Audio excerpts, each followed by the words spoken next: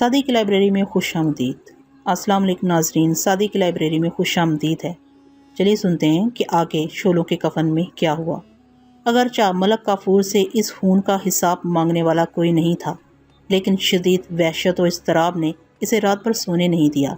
प्रकाशा के कत्ल ने इसकी आंखों से नींद नहीं छीनी थी। ये तो सियासत का पुराना मशगला था कि जब जवान हों बच्चे तो कत्ल हो जाएं। मलक काफूर की ये कर्मनाक बेचैनी महज इसलिए थी कि आज उसे पहली बार अपनी हैसियत का अंदाज़ा हुआ था। मलक काफूर का ख्याल था कि जलाल शाही ने रियाया सिंह की ज़ुबानें छीन ली हैं और वो गूंगों की बस्ती पर काबज़ है। मगर आज इस खुशफहमी का पर्दा भी चाक हो गया था और मलक काफूर इस राज को जान चुका था कि हर मुंह में ज़ुबान मौजूद है। जब एक रक्कासा उसे फहश तरीन गाली दे सकती है तो फिर उमराए दरबार। मलक काफूर इससे आगे ना सोच सका। चंद सातों के लिए मलक काफूर के दिल में सुल्तान अलाउद्दीन खिलजी के खिलाफ नफरतों का तूफान उठा, मगर इस तूफान की हकीकत पानी के एक बुलबुले से ज़्यादा नहीं थी। सतह आप पर नफरत का वो हबाब फौरन ही उभर कर डूब गया और मलक काफूर का पूरा जिस्म इस खौफ से कांपने लगा कि किसी दीवार या कंदेल व फानूस ने इसके ख्यालात को न पढ़ लिया हो और फिर ये राज सुल्तान तक मुंतकिल न कर दिया जाए। इसी किस्म के अंदेशों ने मलक काफूर की पुस्त बिस्तर से न लगने दी, यहाँ तक कि सुबह हो गई। दरबार के आरास्ता होने से पहले ही मलक काफूर ने अलाउद्दीन खिलजी से खिलवत में हाजिर होने की इजाज़त मांगी। फिर जब सुल्तान ने उसे शर्फ़ हजूरी बख्शा तो गिरयाजारी करता हुआ फरमारवाए हिंद के कदमों से लिपट गया। अश्करेज़ी के दौरान रकासा के कत्ल का पस मंज़र बयान किया और फिर एक अदाए ख़ास के साथ अलाउद्दीन खिलजी से शिकायत करते हुए कहा, सुल्तान मुअज़्ज़म, इसने मुझे आपके हवाले से दुनिया की गलीज़ तरीन गाली दी थी, इसलिए ग़ुलाम ये सब कुछ बर्दाश्त न कर सका। अलाउद्दीन खिलजी ने मलक काफूर के जाबराना फ़ेल की रोयदाद खामोशी से सुनी और फिर नहायत तहकीर अमेज़ लहजे में बोला, मलक, हमने तुझे ये अख्तियारात नहीं दिए हैं कि तू लोगों की ज़िंदगी से मौत का खेल खेले। इन हरकतों से खुशामदियों और हाशा बरदारों का क्या बिगड़ेगा? रुसवाई तो हमारी होगी। लोगों की ज़ुबानें चुप रहेंगी तो दिल चीख उठेंगे कि इनका सुल्तान ख्वाब गफलत में सो गया है। हमारे नामा माल में इस कदर तोहमत तहरीर न करके हमारा कहर बेदार हो जाए और फिर तेरे महबूबियत भी हमारे जबर के इस सैलाब को ना रुक सके। तुझे हर कदम पर इसका लिहाज रखना चाहिए कि रियाया की जानो आबरू की हिफाजत सुल्तान का वलीन फ़र्ज़ है। ये कहकर अलाउद्दीन खिलजी ने मुंह फेर लिया और मलक काफूर सर झुकाए हुए कमरे से निकल गया। नाहीद रुबाब की हकीकत बयानी और रानी पद्मनी की शोला समानी ने मलक काफूर को पागल कर दिया था। वो मुसलसल इस हादसे के बारे में सोच रहा था जो भी रूनुमा नहीं हुआ था। अगर वो हादसा पेश आ जाता तो मलक काफूर के ख्याल में दरबार शाही ज़ेरो ज़बर होकर रह जाता। एक तरफ रानी पद्मनी इसकी महबूबियत पर शब खून मारती और दूसरी तरफ अली अमर आफरीदी एक कज़्ज़ाक़ का किरदार अदा करते हुए इसका इक़्तिदार लूट लेता। इस तरह रानी पद्मनी और आफरीदी बैक वक्त इसके रकीब बनकर रह गए थे। रानी पद्मनी मेरी पहुंच से दूर है, मलक काफूर ने एक वहशतज़दा इंसान की तरह खुद को मुखातिब करते हुए कहा, लेकिन आफरीदी ने अभी दिल्ली की हदूद से बाहर कदम नहीं निकाला है। अभी वक्त मेरी गिरफ्त में है। अगर ये गिरफ्त कमज़ोर हो गई तो फिर वक्ती रफ्तार को अपने हक़ में नहीं मोड़ा जा सकेगा। इस ख्याल के आते ही मलक काफूर की सारी तवज्जो अली अमर आफरीदी की ज़ात पर मरकूज़ हो गई। दरबार बर्खास्त होने के बाद मलक काफूर अली अमर आफरीदी से तन्हाई में मिला। आफरीदी, तुम्हें यह कामयाबियाँ और सुल्तान की कुर्बतें मुबारक हों। मलक काफूर का लहजा बाजार आमियाना था, मगर इसके एक एक लफ्ज़ में नफरत हकारत पोशीदा थी। अली अमर चंद लम्हों तक सुल्तान अलाउद्दीन खिलजी के महबूब गुलाम को बगौर देखता रहा, फिर आहिस्ता आहिस्ता रुक रुक कर कहने लगा, मेरी ये कामयाबियाँ कोई नई बात नहीं। तारीख़ गवाह है कि जवां मर्दों और सरफरोशों को खुदाए अज़्ज़ोजल इसी तरह सरफराज करता है। जवां मर्द और सरफरोश, मलक काफूर का कहका बुलंद हुआ। आफरीदी की जो तौहीन अल्फाज के ज़रिए नहीं हो सकी थी, इसकी तकमील मलक काफूर के कहके ने कर दी थी। आज मालूम हुआ कि तुम जवां मर्द भी हो और सरफरोश भी। मलक काफूर ने अपनी जगह तय कर लिया था कि आज वो बहरे उन्वान आफरीदी की तज़लील करेगा। तुम अपने मौजूदा एजाज़ को ज़ाती कोशिशों का नतीजा समझते हो? ये क्यों नहीं कहते कि सुल्तान की बेजा खुशामद ने तुम्हें इस दर्जे तक पहुँचाया है? मलक काफूर ने बड़ी अय्यारी के साथ एक गैरतमंद अफवान की रगे एहसास पर मुकम्मल ज़रब लगा दी थी। इस नाजुक मौका पर अली अमर अपनी कबायली सिफ़ात की वजह से कहर व गज़ब का आतिशफ़िशा बन सकता था, मगर फितरतन वो नहायत मुतहम्मल मिजाज नौजवान था। इसलिए मलक काफूर की बात सुनकर कुछ देर तक मुस्कुराता रहा, फिर बड़े मानी खेज़ अंदाज में कहने लगा, खैर, मुझे तो खुशामद ने इस मनसब तक पहुँचाया है, मगर तुम अपने बारे में सोचो। कहती है तुमको हल्के खुदा गायबाना क्या? इतना कहकर अली अमर आफरीदी उठ खड़ा हुआ था, फिर जाते जाते अचानक ठहर कर बोला था, मलक काफूर, خدا کسی کسی انسان کو یہ توفیق دیتا ہے کہ وہ اپنے گریبان میں جھانک کر دیکھ سکے۔ کاش تمہیں بھی یہ سعادت حاصل ہو جائے کہ تم آئینے میں ایک بار ہی اپنا چہرہ دیکھ لو، پھر کسی کی غیرت و مردانگی کا اس طرح مذاق نہیں اڑاؤ گے۔ علی عامر آفریدی نے مہذب لہجے میں سب کچھ کہہ دیا تھا، مگر بے حیا لوگ شائستگی اور تہذیب کی زبان نہیں سمجھتے۔ پتھر کے دل پر کسی گلاب کی پنکھڑی کے گرنے کا کیا اثر ہوگا، سوائے اس کے کہ گلاب کی پنکھڑی بکھر کر خود اپنا ہی وجود کھو بیٹھے۔ علی عامر کے ساتھ بھی ایسا ہی ہوا تھا۔ ملک کافور کے دل میں اس کی طرف سے حسد کا جو غلیظ رنگ جذبہ بہت دن سے پرورش پا رہا تھا، آج وہ ایک لمحے میں اپنی تمام تر کثافتوں کے ساتھ جوان ہو گیا تھا۔ علی عامر ایک بلند حوصلہ اور شجاع انسان تھا، اس لیے اس نے پلٹ کر بھی نہیں دیکھا کہ ملک کافور کے چہرے پر خباثتوں کے کتنے رنگ ابھر آئے ہیں۔ زندگی کا یہی وہ موڑ تھا جہاں پہنچ کر علی عامر آفریدی جیسا فرش شناس نوجوان ملک کافور کی دشمنی اور اذیت رسانی کا مستقل نشانہ بن گیا تھا۔ اگر آفریدی ایک لمحے کے لیے ٹھہر جاتا تو ملک کافور کی زبان سے ادا ہونے والے وہ الفاظ سن لیتا جو ہر دور کے سازش کرنے والوں نے ہزار پردوں میں چھپ کر کہے ہیں۔ ملک کافور کہہ رہا تھا، آفریدی یہ مت سوچ کہ دنیا مجھے کیا کہتی ہے، یہ دیکھ کے آنے والا زمانہ تیرے ساتھ کیا سلوک کرے گا۔ اس کے بعد ملک کافور کینہ پروری کی آگ میں سلگتا ہوا محل واپس چلا گیا اور اس کے پراگندہ ذہن میں علی عامر کے خلاف مختلف تصورات ابھرنے لگے۔ پھر اسی رات ملک کافور نے دربار شاہی کی ایک اور رقاصہ زہرا جمال کو طلب کیا۔ یہ ایک ایسی رقاصہ تھی جو دوسری لڑکیوں کے ہجوم میں اپنے فن کا مظاہرہ کر کے سلطان علاؤالدین خلجی اور دوسرے امرائے سلطنت کا دل بہلایا کرتی تھی۔ اگرچہ وہ فن رقص سے بخوبی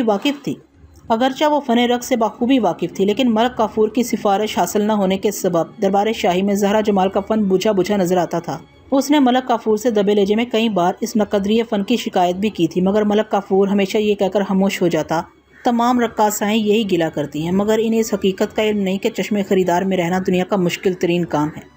اس دل شکنی کے بعد زہرا جمال اپنے روشن مستقبل سے مایوس ہو گئی تھی، اور اب اس کی زندگی محض ایک ایسا کھلونا تھی جس کی طرف سلطان یا دوسرے درباری دیکھنا بھی گوارا نہیں کرتے تھے، اور شاہی مجلس کیف و نشاط میں اس کا داخلہ عام خدمت گاروں کی نظر کرم کا مرہون منت ہو کر رہ گیا تھا۔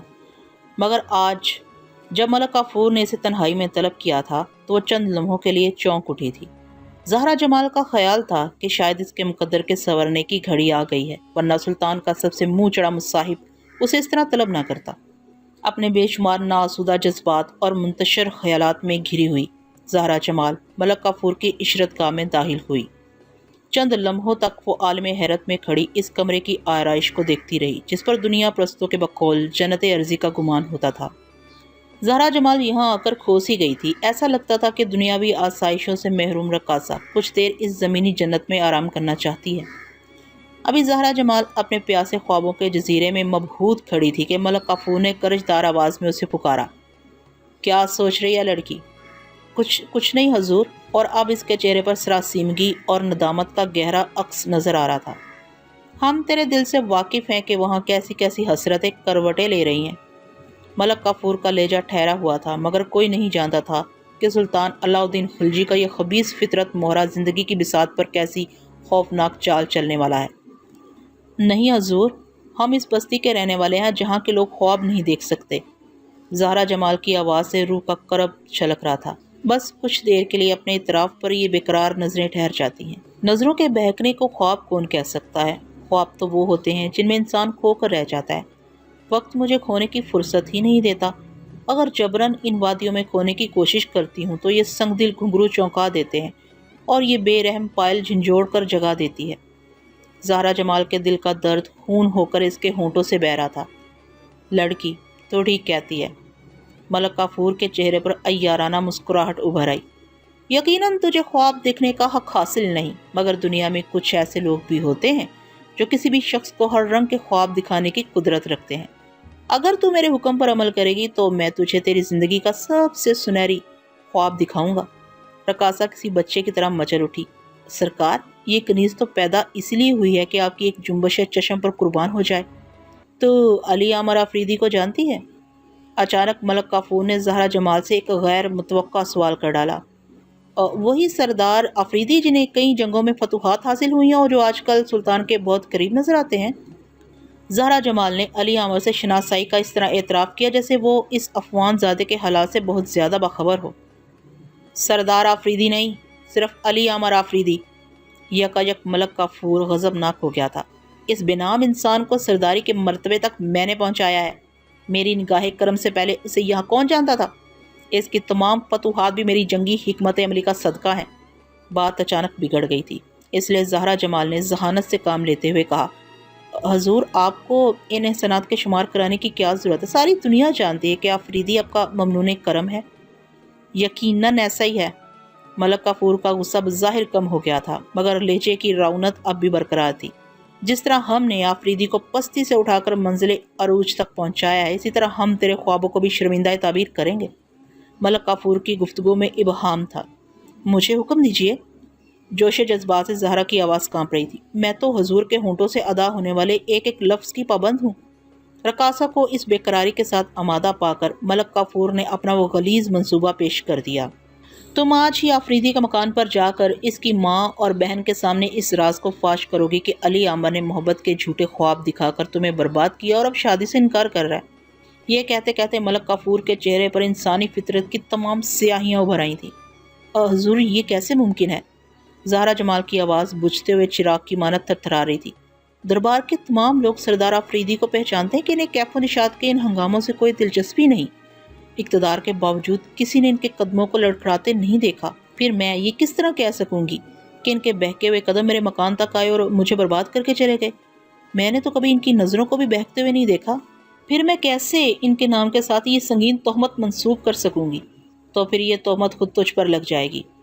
ملک کافور نے بے قابو شعلے کی طرح بھڑک کر کہا، جسم فروشی کی تہمت نہیں کہ یہ تو تیری زندگی ہے، ہم تجھ پر موت کی تہمت لگائیں گے، وہ موت جو ہمارے حکم سے آتی ہے تو پھر ٹلتی نہیں۔ زہرا جمال سوچ بھی نہیں سکتی تھی کہ ملک کافور اس کی ترسی ہوئی آنکھوں کو اس قدر لرزہ خیز خواب دکھائے گا۔ رقاصہ کے دل کی دھڑکنیں پہلے ہی بے ترتیب ہو چکی تھی، اب آنکھوں کے سامنے تباہیوں کا دھواں بھی پھیلنے لگا تھا۔ پھر وہ اپنے قدموں کا توازن برقرار نہ رکھ سکی اور ملک کافور کے سامنے ہی سنگ مرمر کے فرش پر گر کر بے ہوش ہو گئی۔ دوسرے ہی لمحے ملک کافور نے اسی قبیلے کی چند جوان عورتوں کو اپنے کمرے میں طلب کیا اور پھر تھوڑی دیر بعد کسی مخصوص خوشبو کے استعمال سے زہرا جمال ہوش میں آ گئی۔ ملک کافور کی آنکھ کے دوسرے اشارے نے ایک بار پھر کمرے کو دوسری عورتوں کے وجود سے خالی کر دیا۔ ملک کافور دوبارہ زہرا سے مخاطب ہوا، بس اب تو اپنے گھر جا اور ہمارے حکم پر عمل کر۔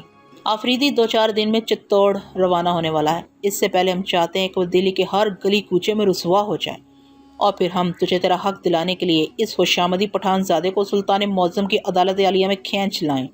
منصوبے کی وضاحت ہو چکی تھی، اس لیے رقاصہ زہرا جمال لرزتے ہوئے قدموں کے ساتھ اپنے گھر چلی گئی، جہاں ایک اندھی ماں اور معصوم بہن بھائی اس کا انتظار کر رہے تھے۔ گھر پہنچتے ہی زہرا جمال اس طرح بستر پر گر گئی جیسے آندھی کے تیز جھونکے نے کئی دن کے باسی پھول کو شاخ سے الگ کر دیا ہو۔ اندھی ماں ٹھوکریں کھاتی ہوئی بیٹی کے بستر تک آئی اور اس لڑکی کی مزاج پرسی کرنے لگی جس کی شاہی ملازمت پر ایک غریب گھرانے کی زندگی کا انحصار تھا۔ نابینا ماں بیٹی کے ہونٹوں کی مسکراہٹ کیا دیکھتی۔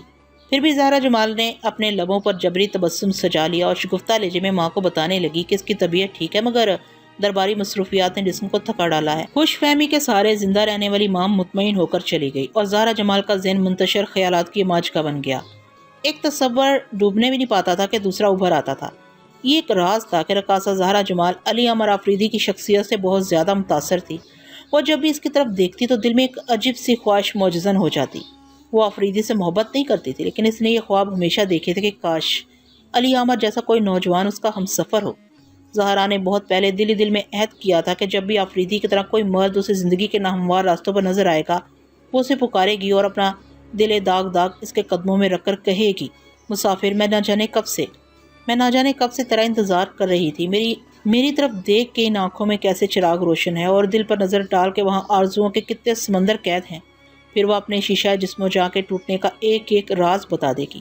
اگر اس نے شیشے کے بکھرے ہوئے ٹکڑوں کو اپنی اعلیٰ ظرفی کے دامن میں سمیٹ لیا تو وہ خود کو دنیا کی سب سے خوش نصیب عورت سمجھے گی، اور اگر وہ نظر پھیر کر چلا گیا تو اسی طرح سرے دربار ناچتی رہے گی یہاں تک اس کے پاؤں شل ہو جائیں گے اور گھنگرو ٹوٹ کر اہل زر کے قدموں میں بکھر جائیں گے۔ زہرا جلتے ہوئے ذہن کے ساتھ سوچ رہی تھی کہ آج اس کی زندگی میں وہ دن آیا بھی تھا تو کس انداز سے آیا تھا۔ علی عامر آفریدی جو اس کے خیالی محبوب کا ہم رنگ تھا، اسی کے ہاتھوں ایک خوفناک سازش کا شکار ہوا جا رہا تھا۔ اچانک زہرا جمال کے ذہن میں ایک برق سی لہرائی اور پھر یہی برق اس کے دل پر چمکی۔ پھر اسے اپنی روح میں ایسی تپش محسوس ہوئی کہ وہ بستر پر دراز نہ رہ سکی۔ ماضی کی بربادی، حال کی ساری شکستگی اور مستقبل کے تمام خوابوں کو فراموش کر کے وہ اٹھ کھڑی ہوئی۔ زہرا کے دل و دماغ ایسے زلزلے کی زد پر تھے جو اسے تباہیوں کے مدفن کی طرف پکار رہا تھا۔ رقاصہ نے گھبرا کر اپنے کمرے کا دروازہ بند کر دیا۔ زہرا جمال ملک کافور کی سازشی ہواؤں کو اندر نہیں آنے دینا چاہتی تھی، مگر وہ اقتدار کی ہوائیں تھیں۔ ایک بے سہارا اور کمزور رقاصہ کے مکان کے روزنوں سے گزر آئیں، دروازے رکاوٹ بنے تو گرا دیے گئے۔ ایک بے سہارا اور کمزور رقاصہ کے مکان کے روزنوں سے گزر آئیں، دروازے رکاوٹ بنے تو گرا دیے گئے، دریچوں نے مزاحمت کی تو توڑ دیے گئے، ہواؤں کو آنا تھا وہ اندر آ گئی۔ زہرا جمال ضرب اقتدار سے ٹوٹ کر بکھرنے ہی والی تھی کہ اس کے معصوم جذبوں نے اسے سمیٹ لیا۔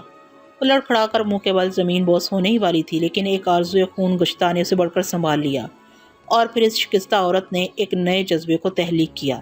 وہ بڑی عجیب رات تھی کہ جب درباری رقاصہ زہرا جمال گہری تاریکی میں علی عمر آفریدی کے دروازے پر دستک دے رہی تھی۔ آخر مسلسل کئی دستکوں کے بعد دروازہ کھول دیا گیا۔ دروازہ کھولنے والا خود علی عمر تھا۔ وہ اندھیروں کی قبا میں لپٹے ہوئے ایک انسانی حیولے کو دیکھ کر چھچکا، پھر نہایت سخت لہجے میں کہنے لگا، تم کون ہو جو نصف شب کے قریب میرے مکان تک آئے ہو؟ آخر تم کس مصیبت کا شکار ہو؟ جلدی بتاؤ، مجھے وحشت ہو رہی ہے۔ میں زہرا جمال ہوں، آنے والے نے تھکی تھکی آواز میں کہا، اور علی عمر حیرت سے چونک اٹھا۔ رات کے سناٹے میں ایک نسوانی لہجے کی گونج نے اسے عجیب سی ذہنی پریشانی میں مبتلا کر دیا تھا۔ آفریدی سوچ بھی نہیں سکتا تھا کہ آدھی رات کے قریب کوئی اجنبی عورت بھی اس کے گھر تک آ سکتی ہے۔ دروازے پر کھڑے کھڑے اس نے چند لمحوں میں اپنی تمام رشتہ دار خواتین کے بارے میں سوچ ڈالا، مگر اس نام کی کسی عورت سے آفریدی کا کوئی خاندانی تعلق نہیں تھا۔ میں زہرا جمال کو نہیں جانتا۔ بلاخر علی عمر آفریدی نے دروازے پر کھڑی ہوئی عورت کو بڑی بے رخی کے ساتھ پہچاننے سے انکار کر دیا۔ مجھے اندر آنے دیجیے۔ زہرا کے لہجے میں التجا تھی۔ میں اندر آ کر سب کچھ بتا دوں گی، پھر آپ مجھے پہچان جائیں گے۔ اگرچہ ایک لمحے کے لیے آفریدی کی غیر معمولی ذہانت نے حالات کے اس زاویے پر بھی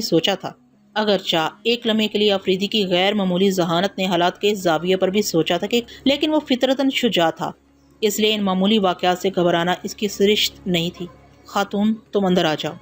یہ کہہ کر علی عمر نے راستہ چھوڑ دیا، اور زہرا جمال رات کی تاریکی میں اس پٹھان زادے کے مکان میں داخل ہوگی جو چند روز بعد سلطان علاء الدین خلجی کا سفیر بن کر سرکش راجپوتوں کے دربار میں جانے والا تھا۔ آفریدی اور زہرا جمال کی گفتگو سن کر اس مکان کی بوڑھی مالکہ بھی بیدار ہو چکی تھی، جسے پٹھانوں کی تاریخ شائستہ بیگم کے نام سے جانتی ہے، اور جو رشتے میں علی عمر آفریدی کی ماں تھی۔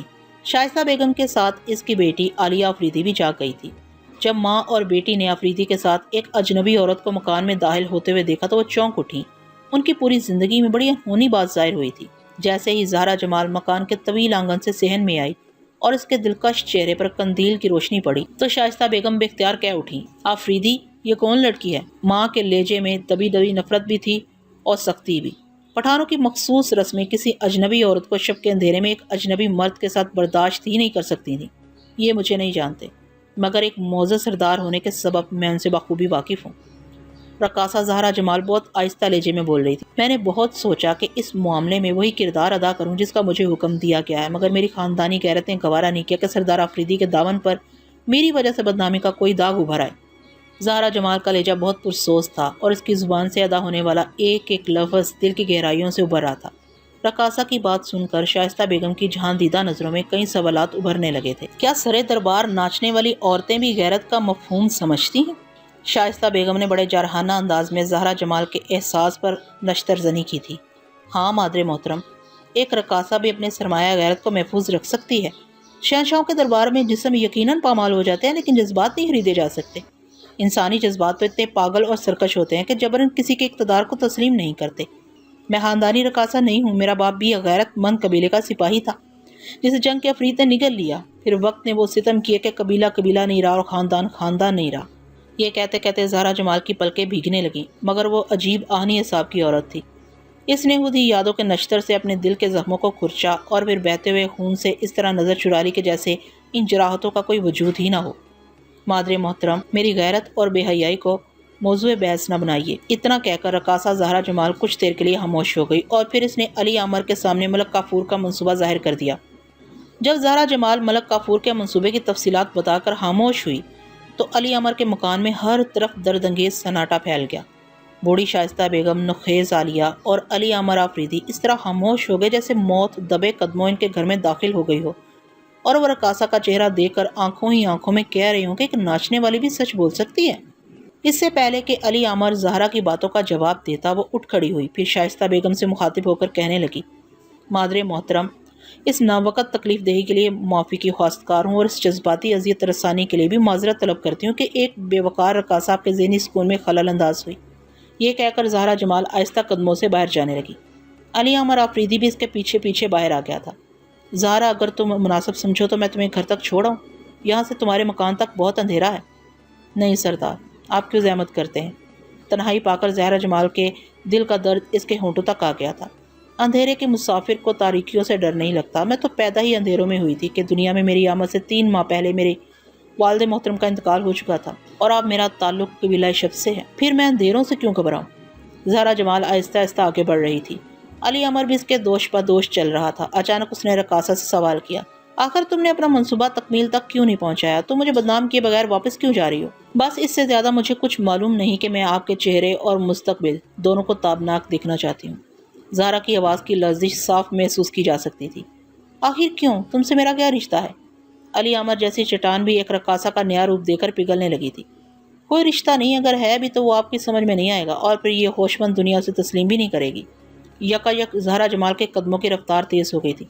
سردار، آپ واپس چلے جائیں اور صرف ملک کافور کے بارے میں سوچیں، جو آپ کے اندازے سے بھی زیادہ بے ضمیر اور کینہ پرور ہے۔ بس سر دربار ناچنے والی عورت کی یہی آخری التجا ہے کہ آپ ایک لمحے کے لیے بھی اپنی ذات کی طرف سے غافل نہ رہیے گا۔ یہ کہہ کر زہرا جمال تیزی سے آگے بڑھی، اور پھر اندھیروں نے اس کے مرمری پیکر کو اپنی تاریک قبا میں چھپا لیا۔ مگر علی عمر آفریدی اپنے مکان سے چند قدموں کے فاصلے پر کسی پتھر کی مانند ساکت کھڑا اس رقاصہ کے بارے میں سوچ رہا تھا، جو بڑے ہنگامہ خیز انداز سے آئی تھی اور بڑے پرسکون انداز میں واپس چلی گئی تھی۔ رقاصہ کے جانے کے بعد علی عمر آفریدی اپنی والدہ شائستہ بیگم اور چھوٹی بہن عالیہ کے ساتھ ساری رات جاگتا رہا۔ اب اسے محلاتی سازشوں کا اندازہ ہو گیا تھا کہ کس طرح وفا پرست اور باکردار انسانوں کے خلاف منصوبہ سازی کی جاتی ہے، اور کس طرح بے ضمیر افراد اپنے حاصل کردہ اقتدار کو بچانے کے لیے گھناؤنی سازشیں کرتے ہیں۔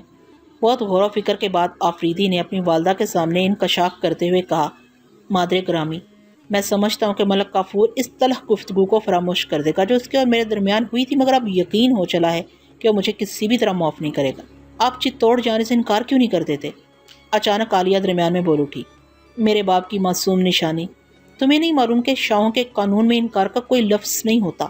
علی عمر نے چھوٹی بہن کو سمجھاتے ہوئے کہا، یہ بڑے لوگ صرف اقرار سننے کے عادی ہوتے ہیں، اب اس میں کسی کی زندگی محفوظ رہے یا وہ جان سے گزر جائے۔ عالیہ اپنے بھائی سے مزید بحث کرنا چاہتی تھی کہ شائستہ بیگم نے اسے ہاتھ کے اشارے سے روک دیا اور دوبارہ آفریدی سے مخاطب ہوئی، تم کس معافی کا ذکر کر رہے تھے؟ میں عرض کر رہا تھا کہ ملک کافور مجھے معاف نہیں کرے گا۔ آفریدی اپنی والدہ کے سامنے بہت آہستہ لہجے میں بولتا تھا۔ کیسی معافی؟ شائستہ بیگم نے پریشان لہجے میں بیٹے سے سوال کیا۔ آفریدی چند لمحوں تک کچھ سوچتا رہا، پھر اس نے اپنی چھوٹی بہن عالیہ کو حکم دیتے ہوئے کہا کہ وہ دوسرے کمرے میں چلی جائے۔ آفریدی اپنی زندگی کا اس قدر خوفناک راز ایک معصوم بچی کے سامنے بیان کرنا نہیں چاہتا تھا۔ عالیہ جب اپنے چہرے پر شدید ناگواری کے اثرات لیے ہوئے کمرے سے اٹھ کر چلی گئی تو علی عمر نے ملک کافور سے ہونے والی گفتگو کے بارے میں اپنی والدہ کو سب کچھ بتا دیا، اور اس کے ساتھ ہی اپنی خواہش کا اظہار بھی کیا، میں کل یا پرسوں چتوڑ روانہ ہو رہا ہوں، کون جانے میرے پیچھے ملک کافور کا عیار ذہن کیا سوچتا ہے، اس لیے مناسب ہے کہ آپ کل صبح سویرے ہی ہانسی تشریف لے جائیں۔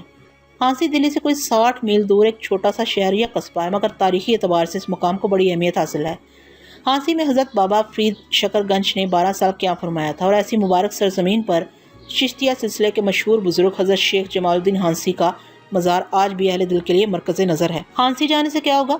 شائستہ بیگم نے حیران ہو کر بیٹے سے پوچھا۔ وہاں ہمارے کچھ رشتہ دار موجود ہیں، کم سے کم اپنے لوگوں کے درمیان آپ کو تنہائی اور عدم تحفظ کا احساس تو نہیں ہوگا؟ شائستہ بیگم نے بڑے تحمل سے آفریدی کی بات سنی اور پھر نہایت ٹھہرے ہوئے لہجے میں کہا، کیا تمہیں یہ اندیشے تو پریشان نہیں کر رہے ہیں کہ تمہاری غیر موجودگی میں ملک کافور ہمیں ستانے کی کوشش کرے گا؟ اندیشے نہیں مادر محترم، کچھ یقینی شکلیں میری آنکھوں کے سامنے ابھر رہی ہیں، اب میں کسی حال میں بھی اس پر اعتبار نہیں کر سکتا۔ علی عمر بہت زیادہ مضطرب نظر آنے لگا تھا۔ شائستہ بیگم نے بیٹے کو سمجھانا چاہا کہ انسانی مقدرات اٹل ہوتے ہیں، وہ مکان یا شہر کا تبدیل کرنے سے ٹالے نہیں جا سکتے، مگر آفریدی اپنی اس منطق پر اصرار کرتا رہا کہ جب کسی جگہ آگ بھڑک اٹھے تو انسان کو لازم ہے کہ وہاں سے ہٹ جائے۔ ورنہ شعلوں کی تپش اسے بھی متاثر کر دے گی۔ بالآخر ایک طویل بحث کے بعد شائستہ بیگم اس بات پر آمادہ ہو گئی کہ کل صبح وہ اپنی بیٹی عالیہ کے ہمراہ دہلی سے ہانسی روانہ ہو جائیں گی۔ والدہ کے اس فیصلے سے آفریدی کی بے چینیوں میں کسی حد تک کمی آ گئی تھی۔ پھر جب سورج طلوع ہوا تو علی عمر نے اپنی ماں اور بہن کو رخصت کرتے ہوئے کہا، آپ دونوں میری چتور روانگی کو ایک عام سفر سے تعبیر نہ کریں۔ میں جانتا ہوں کہ سلطان کے تیور بہت نازک ہیں، اگر چتور سے کوئی مثبت جواب نہیں آیا تو پھر کچھ بھی ہو سکتا ہے۔ اگر بساط اقتدار پر جنگ کی ایک چنگاری بھی رقصہ نظر آئی تو پھر ایک بہت بڑا علاقہ خوفناک آگ کی لپیٹ میں آ جائے گا۔ نتیجتاً مجھے بھی اس وقت تک برسر پیکار رہنا پڑے گا جب تک آسمان سے کوئی فیصلہ نازل نہ ہو جائے، اس لیے میری واپسی میں تاخیر کا امکان بھی موجود ہے۔ میں تو صرف تیری ضد کی وجہ سے دلی چھوڑ رہی ہوں، ورنہ گردش وقت کے لیے سارے فاصلے یکساں ہیں۔ آفات و مصائب کی نگاہ میں کیا دلی اور کیا ہنسی؟ انسان کو ہر حال میں خدا کی رحمت پر نظر رکھنی چاہیے کہ وہی محافظ اعلیٰ ہے، باقی سارے تو کاغذ کے سائے بان ہیں جو ہوا کے ایک معمولی جھونکے سے گر جاتے ہیں۔ شائستہ بیگم نے اپنے بیٹے کو محبت امیز لہجے میں نصیحت کرتے ہوئے کہا، تم صرف اپنی منزل کی طرف دیکھو کہ جہاں خدا نے تمہیں پہنچا دیا ہے وہ ایک مشکل مقام ہے۔ اسے بس ایک ہی صورت میں برقرار رکھا جا سکتا ہے کہ تم سلطان کے اعتماد پر پورے اترنے کی کوشش کرو۔ باقی وزراء امیر کیا کہتے ہیں ان کے بارے میں سوچ کر اپنی ذہنی صلاحیتوں کو برباد نہ کرو۔ جاؤ فرزند جاؤ، خدا تمہارے حوالے سے تمہارے بزرگوں کی روایتوں کو زندہ رکھے۔ جانے والے چلے گئے اور فضاؤں میں بہت دیر تک شائستہ بیگم کے دعائیہ کلمات کی گونج سنائی دیتی رہی۔ والدہ اور بہن کو رخصت کرنے کے بعد آفریدی کسی حد تک مطمئن نظر آ رہا تھا، لیکن زہرا جمال کے واقعے نے اس کے سینے میں بے یک وقت کئی حشر اٹھا دیے تھے۔ دوسرے دن علی عمر آفریدی علاؤالدین خلجی کے دربار میں حاضر ہوا تو ہر شے معمول پر نظر آ رہی تھی، لیکن ملک کافور کا چہرہ خلاف معمول بہت زیادہ بجھا بجھا محسوس ہوتا تھا۔ جب بھی آفریدی سے غور سے دیکھنے کی کوشش کرتا تھا وہ فوراً ہی نگاہیں چرا لیا کرتا تھا۔ یا تو یہ ملک کافور کی مجرمانہ وحشت تھی یا پھر اسے اپنے منصوبے کی ناکامی کا صدمہ تھا، جس نے ملک کافور سے وہ اطمینان اور غرور چھین لیا تھا جس کی بنیاد پر وہ دوسرے اہل دربار کو تمسخر امیز نظروں سے دیکھتا تھا۔ آفریدی نے کچھ دیر تک ملک کافور کے چہرے کو پڑھنے کی کوشش کی، مگر پھر جلد ہی اس نے ایک بے ضمیر اور بے غیرت انسان کو اپنی نگاہ کے دائرے سے نکال پھینکا۔ وقت تیزی سے گزرتا رہا۔ تیسرے دن سلطان علاؤالدین خلجی نے آفریدی کو ایک بار پھر اپنی خلوت میں طلب کیا۔ آفریدی باوقار انداز میں چلتا ہوا سلطان کے روبرو حاضر ہوا، شاہی ادا بجا لایا اور خاموشی سے اپنے فرمانروا کے حکم کا انتظار کرنے لگا۔ آفریدی، آخر وہ وقت آ پہنچا۔ یکایک سلطان کے ہونٹوں کو جنبش ہوئی۔ کل تم ہمارے جذباتی سفیر کی حیثیت سے چتور روانہ ہو رہے ہو۔ ہم نے آج تک کسی دوسرے شخص کو یہ منصب عظیم نہیں بخشا کہ ہمارے دل کے معاملات اس ذات کے روبرو بیان کرے جو ہمارا نادیدہ محبوب ہے۔ سلطان علاؤالدین خلجی کے لہجے سے شاہی جلال نمایاں تھا، لیکن پھر بھی جاننے والے جانتے تھے کہ اس تمام تر جبروت کے باوجود والی ہندوستان کی آواز سے خلش دل بھی جھلکتی تھی۔ سلطان معظم، میں اپنی اس خوش نصیبی کا اعتراف کرتا ہوں۔ علی عمر آفریدی کے پاس اس کے سوا کوئی چارہ نہیں تھا کہ وہ شہنشاہ کے جذباتی طوفان کو خاموشی سے گزر جانے دے۔ اس میں کوئی شک نہیں کہ اب تک تم وفاداری کے ایک ایک امتحان میں سرخرو رہے ہو، لیکن آفریدی، یہ بڑی آزمائش ہے۔ ہم ان لمحات کو اپنی آنکھوں سے تو نہیں دیکھ سکتے جب تم رانی پدمنی کے سامنے ہمارے دل کی وکالت کر رہے ہوگے، مگر دلی میں بیٹھ کر یہ محسوس کیا جا سکتا ہے کہ تم نے کیا کہا اور سننے والوں نے کیا سنا۔ حسن کی عدالت میں ہمارا مقدمہ صرف تمہاری ذہانت اور وفاداری کے رحم و کرم پر ہوگا۔ آفریدی کو پہلی بار محسوس ہوا کہ عشق کیا چیز ہے۔ اس نے چند ساعتوں کے دوران ایک بااختیار حکمراں کو موم کی طرح پگھلتے دیکھا تھا اور اس کی آنکھوں کے سامنے ایک عجیب سا منظر ابھر آیا تھا، جیسے چتوڑ کی گلیاں اس کے مقابل روشن ہو گئی ہوں اور ایک نامعلوم گوشے سے رانی پدمنی کا تابناک اور ضیابار چہرہ طلوع ہوا ہو، اور سلطان علاؤالدین خلجی نے گڑ گڑاتے ہوئے اپنا کاسہ گدائی رانی پدمنی کے سامنے پھیلا دیا اور وہ تاریخی حسن رکھنے والی عورت ایک خاص انداز بے نیازی کے ساتھ سلطان کی جلتی ہوئی آرزو کو ٹھکرا کر آگے بڑھ گئی ہو، اور سلطان نے شدید عالم تیش میں اپنا کاسہ زمین پر مار دیا ہو، پھر اس کے ریزے بکھر کر ہوا میں شامل ہو گئے ہوں اور ناگہاں وہ ہوا سرخ آندھی میں تبدیل ہو گئی ہو۔ منظر اس قدر لذت خیز تھا کہ آفریدی جیسے مضبوط اعصاب کا نوجوان بھی اپنے جسم میں ہلکا ہلکا ارتعاش محسوس کرنے لگا۔ علی عمر کے ہونٹوں پر مہر سکوت دے کر سلطان نے تیز آواز میں پکارا، آفریدی، ایسا محسوس ہوتا ہے جیسے تم ذہنی طور پر ہمارے روبرو نہیں ہو۔ علاؤالدین خلجی نے ایک ہی لمحے میں علی عمر آفریدی کی غائب دماغی کو محسوس کر لیا تھا۔ نہیں سلطان ذی ہشم، میں اپنے پورے وجود کے ساتھ آپ کے سامنے حاضر ہوں۔ آفریدی نے اپنے منتشر خیالات کو یکجا کرتے ہوئے کہا، میں کیا اور میری وکالت کی حقیقت کیا، چتوڑ کے دربار میں جو کچھ بھی ہوگا وہ جلال سلطانی کے زیر اثر ہوگا۔ مجھے بھی تو سلطان ہی کی نظر کرم نے وکالت کے منصب پر فائز کیا ہے۔ اگر ایک ساتھ کے لیے بھی مجھے غائب دماغی نے گھیر لیا تو میں اعتبار اور وکالت کے درجے سے گر جاؤں گا، اور پھر آفریدی نہیں رہے گا۔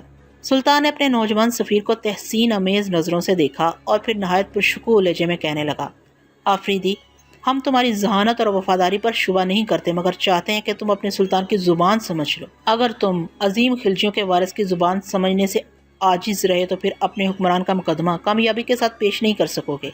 کہنے والوں نے ہم سے کہا ہے کہ راجہ رتن سنگھ بڑھاپے کی سرحدوں پر کھڑا ہے اور اس کی بیویوں میں رانی پدمنی سب سے کم عمر ہے۔ نوجوانی کی آرزوئیں بڑھاپے کی تمناؤں سے مختلف ہوتی ہیں۔ رانی پدمنی بھی زیادہ آزاد اور رنگین فضاؤں میں میوہ خرام ہونا چاہتی ہے۔ تمہاری کامیابی یہ ہوگی کہ رانی پدمنی رتن سنگھ کے سرد بازوؤں کو جھٹک دے اور پھر ہمارے حرم میں داخل ہونے کے لیے بےقرار نظر آنے لگے۔ اگر ہمارے اقتدار کی ہمہ گیری اور ہمارے جذبوں کی اشفت سری کا فسانہ سن کر پدمنی کے چہرے پر حرص اور اضطراب کی کوئی علامت نہیں ابھری تو ہم سمجھ لیں گے کہ آفریدی ناکام ہو گیا اور اس کے ساتھ ہی آفریدی کے سلطان کو بھی شکست ہو گئی۔ یکایک علاؤالدین خلجی کا لہجہ بدل گیا تھا۔ اب صاف محسوس ہو رہا تھا کہ ایک عاشق کے آمادہ خواہ لب ایک جابر حکمران کے آتش بار ہونٹوں میں تبدیل ہو گئے تھے۔ اور آفریدی، تم خوب جانتے ہو کہ دل کے محاذ پر ہماری یہ شکست بڑی خون ریز ہوگی۔ ابھی ہمیں نہیں معلوم کہ ایک حرف انکار کے بعد کتنا خون بہے گا۔ وقت سے پہلے ہم کچھ نہیں کہہ سکتے۔ اگر شکست کا دھندلا سا بھی امکان موجود ہو تو قتل و غارت گری کا صحیح اندازہ نہیں کیا جا سکتا۔ صرف پیش گوئی کی جا سکتی ہے کہ موت کے دھانے کھل جائیں گے، سبزہ زار چل اٹھیں گے اور دریاؤں کا پانی سرخ ہو جائے گا۔ یہ کہہ کر سلطان علاؤالدین خلجی نے ایک سرب مہر لفافہ علی عامر کی طرف بڑھایا۔ جاؤ آفریدی، ہماری دعائیں تم پر سایہ فگن ہیں اور رانی پدمنی پر بھی۔ خدا سرزمین چتوڑ کو ہمارے قہر و جلال سے محفوظ رکھے۔ آفریدی سلطان کی خلوتگاہ سے نکل کر شاہی استبل میں آیا اور ایک برق رفتار گھوڑے پر سوار ہو کر چتوڑ کی جانب روانہ ہو گیا۔